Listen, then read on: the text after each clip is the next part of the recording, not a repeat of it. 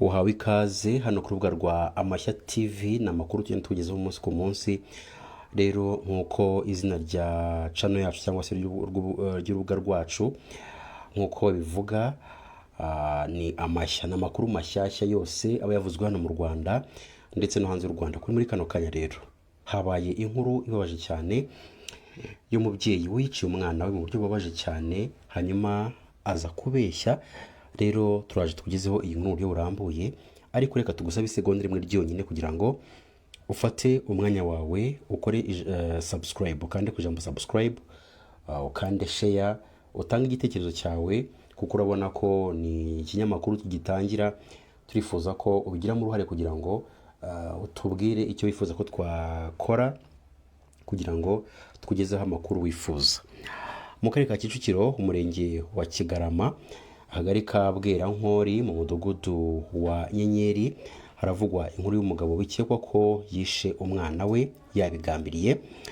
Ibi bikaba byabaye mu mugoroba wo ku itariki 17 byari kuwa kane ukwezi kwa 10/24. Bamwe mu baturage biganjemo abaturanyi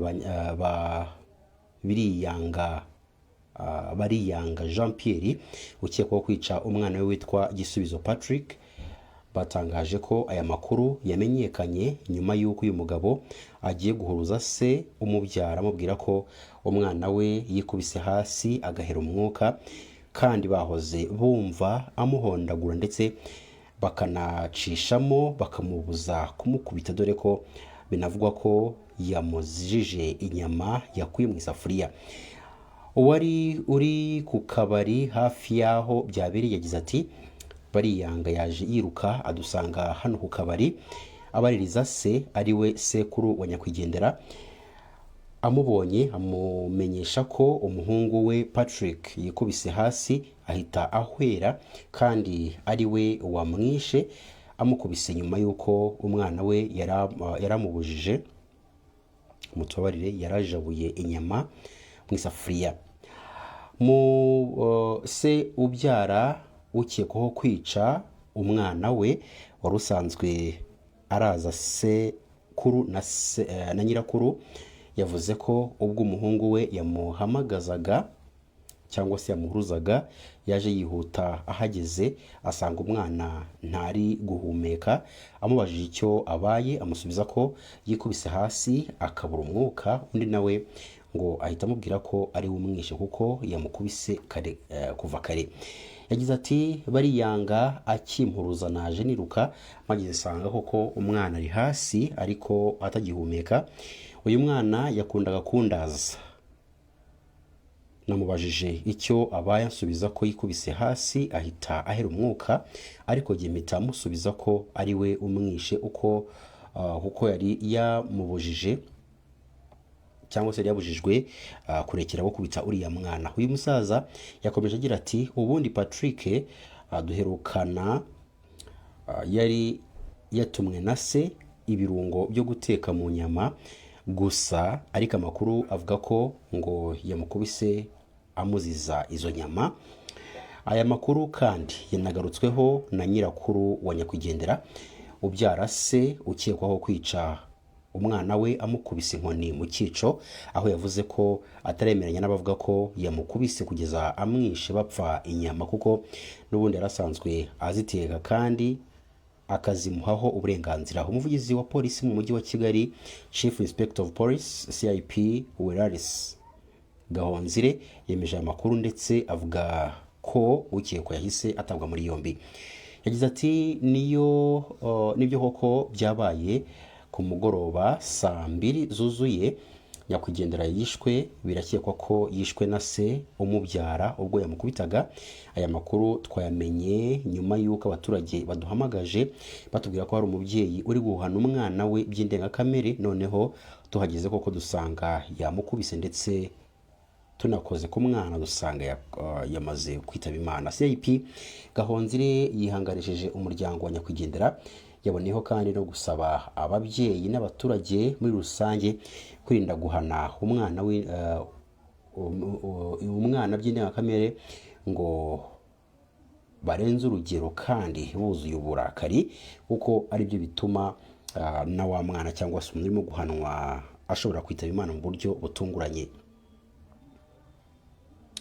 Yagize ati mbere na mbere turihanganisha umuryango wa nyakwigendera ndetse n'inshuti, tukaba dusaba ababyeyi n'abaturage muri rusange kwirinda guhana abana by'indengakamere banuzuye uburakari bwinshi, kuko aricyo biviramo urupfu bitunguranye.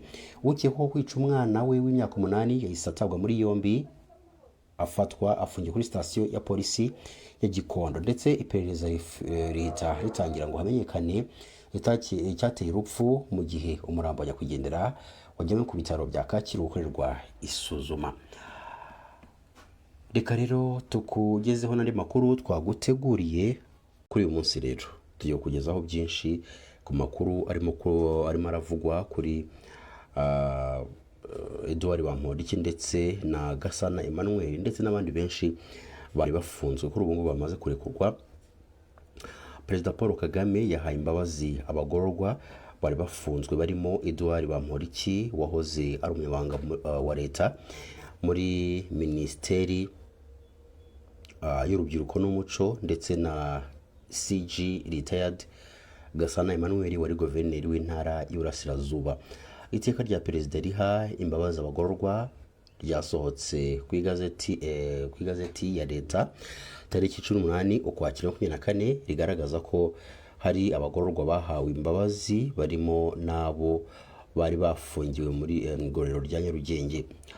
Tariki 23 Mutarama 2023 nibwo urukiko rukuru rubongereye ibihano byari byarahawe Bamporiki Edouard wari umunyamabanga wa leta muri Minisiteri y'urubyiruko n'umuco by'imyaka 4, rutegeka ko afungwa imyaka 5 akanatanga ihazabu ya miliyoni 50 z'amafaranga y'u Rwanda. Icyo gihe Bamporiki yari yarahamijwe ibyaha birimo kwihesha ikintu cy'undi hakoreshejwe uburiganya no gukoresha mu nyungu ze bwite ububasha ahabwa n'itegeko hashingiwe ku mafaranga yahawe n'umushoramari Gaterana Robert mu iburanisha ryo mu rukiko rwisumbuye rwa Nyarugenge. Kuri Gasana Emmanuel, urukiko rwisumbuye rwa Nyagatare rwakatiye CG retired Gasana Emmanuel gufungwa imyaka 3 n'amezi 6 n'ihazabu ya miliyoni 56 z'amafaranga y'u Rwanda, nyuma yo kumuhamya icyaha cyo gukoresha ububasha ahabwa n'amategeko mu nyungu ze bwite. Abahawe imbabazi bose barasabwa kubahiriza ibintu bitandukanye birimo no kwiyereka ubushinjacyaha cyangwa se umushinjacyaha wo ku rwego rw'ibanze rwahatuye cyangwa se rwahaba aho ubushinjacyaha bukorera, no kumenyesha umudugudu, akagari, umurenge n'akarere byahaba mu gihe cy'iminsi 15 kuva iri teka ritangajwe mu igazeti ya leta ya Repubulika y'u Rwanda. Hari kandi kwitaba ubushinjacyaha ku rwego rw'ibanze rwahatuye ho ubushinjacyaha bukorera inshuro imwe mu kwezi mu minsi cyangwa se mu munsi wagenwe n'ubushinjacyaha ku rwego rw'ibanze, no gusaba minisitiri ufite ubutabera mu nshingano uruhushya mu gihe cyose yaba ashatse gusohoka igihugu cyangwa se kujya hanze y'u Rwanda cyangwa se mu mahanga. Ibyo bigomba kubahirizwa ku wahawe imbabazi kugeza igihe yarasigaje cy'igifungo kirangiye. Iyo bitubahirijwe hari ubwo uwahawe imbabazi ashobora kuzamburwa. Iteka rikomeza rigira riti imbabazi za perezida zishobora kwamburwa uwazihawe bitewe n'imwe mu mpamvu zikurikira: akatiwe kubera ikindi cyaha mu rubanza rwabaye ndakuka, atubahirije kimwe mu byategetswe muri iri teka. Icyo gihe kandi uwambuwe imbabazi afungwa igihe cy'igihano cy'igifungo yarasigaje igihe yahabwaga imbabazi. Uretse abahawe imbabazi ku gihano bari basigaje, hari uwahamijwe igihano, hari uwagabanyirijwe igihano yari afite, ariwe witwa PC Tuyishime Moise, wari warahamijwe igifungo cy'imyaka 25 ariko kikaba cyagabanijwe kugera ku myaka 10 gusa. Ku yandi makuru twaguteguriye kuri uyu wa gatanu tariki 18 z'ukwezi kwa 10 2024 inama y'abaminisitiri yateraniye muri village Urugwiro iyobowe na nyakubahwa perezida wa Repubulika y'u Rwanda Paul Kagame. Inama y'abaminisitiri yagejejweho ingamba zafashwe zo gukumira ikwirakwira rya virusi ya Marburg. Inama y'abaminisitiri kandi yihanganishije ababuza babo bahitanywe n'indwara iterwa na virusi ya Marburg. Yishimiye intambwe imaze guterwa mu kurwanya ikwirakwira ryayo, by'umwihariko umurava n'ubwitange by'abakozi bo mu rwego rw'ubuzima. Inama y'abaminisitiri yashimiye kandi uruhare rw'abafatanyabikorwa batandukanye mu gukumira ikwirakwira ry'iyo virusi. Guverinoma y'u Rwanda ikomeje gukurikirana no guhangana Marburg hashingiwe ku bipimo bifatika biva mu bushakashatsi bukorwa kuri iyi virusi. Abaturarwanda barasabwa kwitwararika no kubahiriza amabwiriza bagezwaho na Minisiteri y'Ubuzima. Ingingo ya kabiri, inama y'abaminisitiri yemeje itangwa ry'ubwenegihugu nyarwanda ku babusabye bujuje ibisabwa. Inama y'abaminisitiri yemeje iteka rya perezida ritanga imbabazi ku bantu 32 bakatiwe n'inkiko n'iteka rya minisitiri ryemeza ifungurwa ry'agateganyo ku bantu 2017 bakatiwe n'inkiko. Inama y'abaminisitiri yemeje amasezerano hagati ya guverinoma y'u Rwanda n'ikigo mpuzamahanga gikora inkingo yemerera icyo kigo kugira icyicaro nyafurika mu Rwanda. Inama y'abaminisitiri yemeje imishinga y'amategeko ikurikira. Ubwo ni ingingo ya 5, umushinga w'itegeko ryemera kwemeza burundu amasezerano hagati ya Repubulika y'u Rwanda na Repubulika ya Zambia yerekeranye no kohererezanya abakatiwe n'inkiko yashyiriweho umukono i Kigali ubwo byari tariki 31 Ukuboza 2020. Umushinga w'itegeko ryemera kwemeza burundu amasezerano hagati ya Repubulika y'u Rwanda na Repubulika ya Angola yerekeranye no kohererezanya abakatiwe n'inkiko yashyiriweho umukono i Kigali byari tariki 15 Mata 2022. Umushinga w'itegeko ryemera kwemeza burundu amasezerano y'inguzanyo hagati ya Repubulika y'u Rwanda n'ikigega cy'iterambere mpuzamahanga cy'umuryango OPEC yerekeranye n'inguzanyo igenewe umushinga wo guteza imbere umukamo w'amata mu Rwanda. Icyiciro cya kabiri cyashyiriweho umukono i Kigali mu Rwanda tariki 6 Kanama 2024.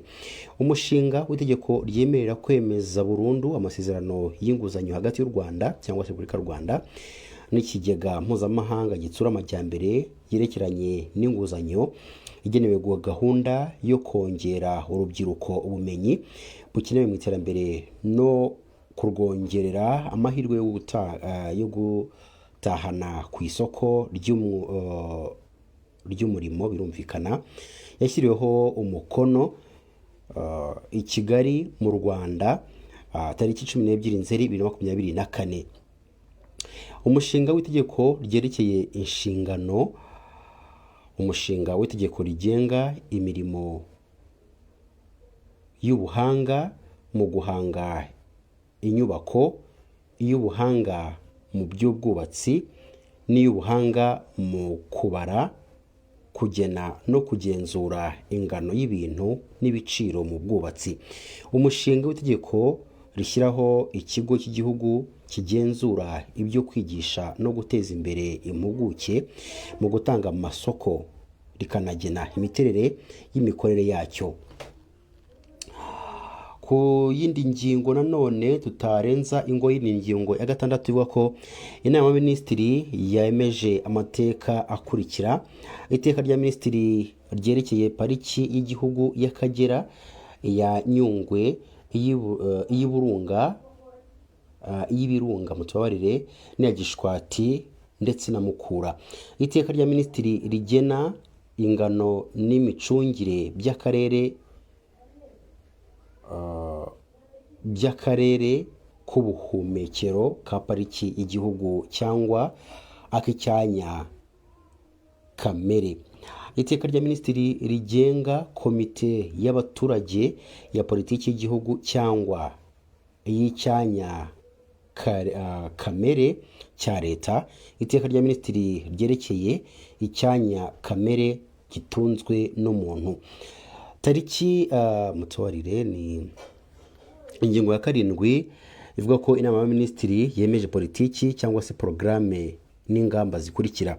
Gahunda yo guteza imbere ikoranabuhanga rigamije iterambere mu by'imari, politiki hamwe yo gutanga amasoko ya leta mu Rwanda, politiki y'imikino y'amahirwe, amasezerano y'ubufatanye hagati ya guverinoma y'u Rwanda na Rio Tinto Mineral Development Limited yerekeye ubushakashatsi ku mabuye y'agaciro, gukodesha ubutaka bwa leta buri mu mutungo bwite wayo bugahabwa Izuba Cross Boundary Energy Rwanda Limited kugira ngo bwubakweho uruganda rw'amashanyarazi akomoka ku mirasire y'izuba azakoreshwa n'uruganda rwa BioNTech rukora inkingo mu Rwanda.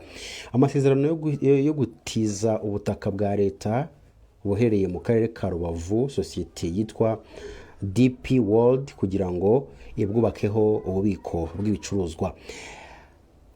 Hanyuma ingingo ya 8, inama ya minisitiri yemeje abahagarariye ibihugu by'amahanga mu Rwanda bakurikira: Bwana Yachik, ambasaderi wa Ukraine mu Rwanda ufite icyicaro i Kigali; Madamu Lydie Hakizimana uhagarariye inyungu za Repubulika ya Latvia mu Rwanda; Bwana Hassan Adan Hassan uhagarariye inyungu za Repubulika ya Djibouti mu Rwanda. Ingingo ya 9, inama y'abaminisitiri yashyize mu myanya abayobozi bakurikira: urwego rushinzwe iterambere mu Rwanda RDB, Kasahan Kabede umwe mu bagize inama y'ubuyobozi, naho minisitiri w'ububanyi n'amahanga n'ubutwererane Minafete Aurore Mimosa Munyagaju, ambasaderi w'u Rwanda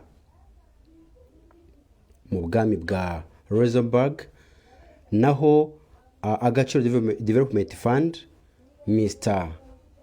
Kayinamura umuyobozi mukuru Chief Executive Officer, naho Rwanda Cooperation Initiative RCI Madamu Patricie Uwase umuyobozi mukuru ari cyangwa se Chief Executive Officer.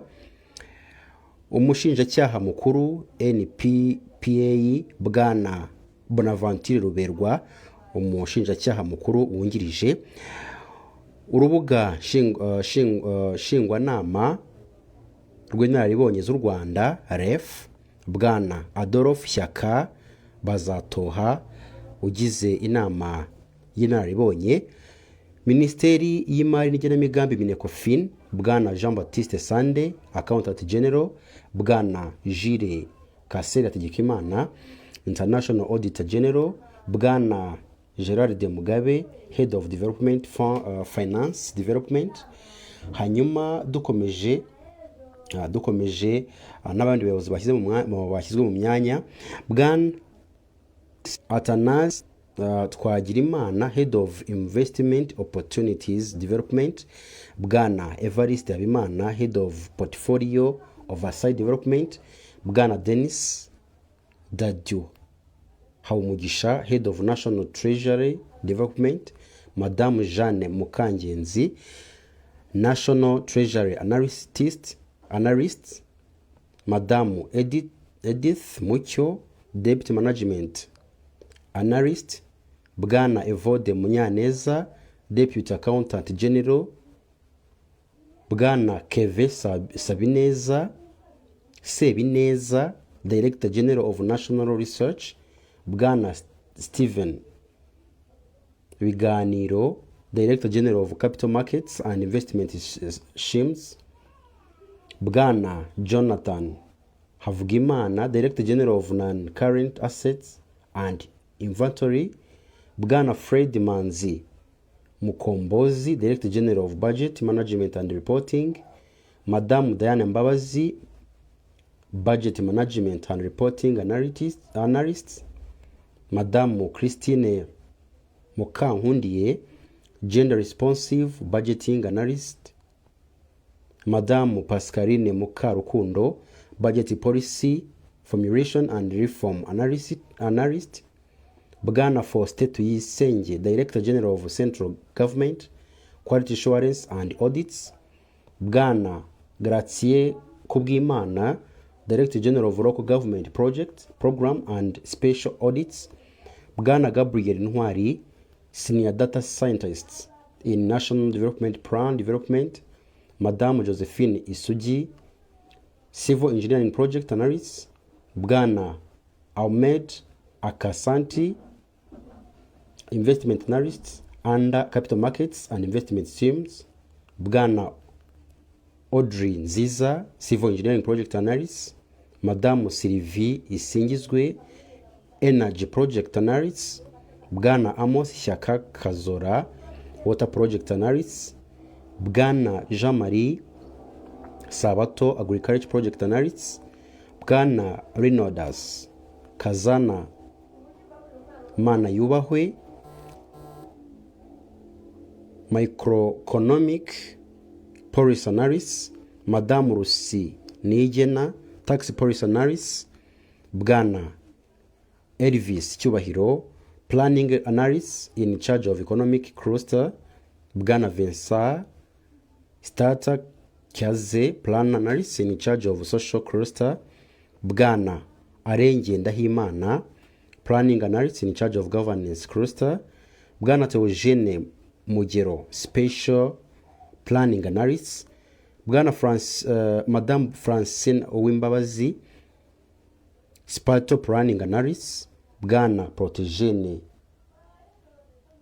Zigira Babizi, Legal Analyst, Bwana Tom Butera, Bilateral Development Finance Analyst, Madamu Olete Rioloze Mukamisha, Investment Analyst, Bwana Patrick Mutimura, Investment Analyst, Bwana Protégene Mutwarasibo, Investment Analyst, Bwana Are Olivier Kiruhura, Portfolio Performance Analyst, Madame Madeline Musaniwabo, Portfolio Performance Analyst, Bwana Gael Bertrand Kaitare, Business Support Analyst, Bwana Theoneste Nyodusenga, Business Support Analyst, Madamu Suzanne Tuguta Bukele, Support Mutuarire, Corporate Governance and Compliance Analyst, Madame Specials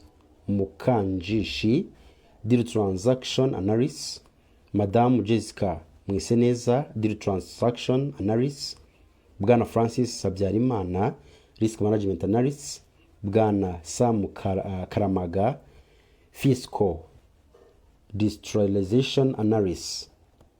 Naho muri Minisiteri y'Ubuhinzi n'Ubworozi Minagri, Madamu Laisa Urujeni Analyst, Crop Product Supply Chain and Markets. Muri Minisiteri y'Uburezi Mineduc, Bwana Jean-Claude Hashakineza, Director General in charge of Education Communication.